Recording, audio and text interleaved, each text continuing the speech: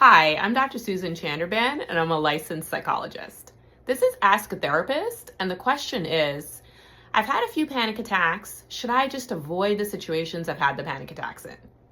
So, I want to talk about a few things. What a panic attack is, why avoidance is bad, and what you can do if you're struggling with panic attacks.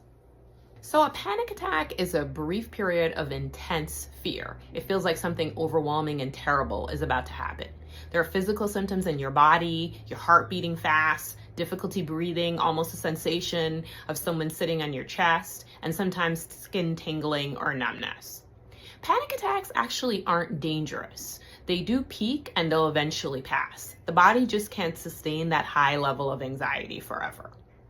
So if they feel really terrible, doesn't it just make sense to avoid situations where you're likely to have them?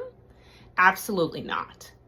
And that sounds harsh when I say it, and let me validate also that as human beings, our tendency when something terrible happens is to look around and think about what we can control to prevent the terrible thing from happening again. In the case of panic attacks, our instinct is to look at the environment and avoid things that we associate with the panic attacks. The problem with avoidance is that it reinforces anxiety. When we avoid situations where we feel fearful or anxious, we feel immediate relief. It feels really good to avoid things in the short term.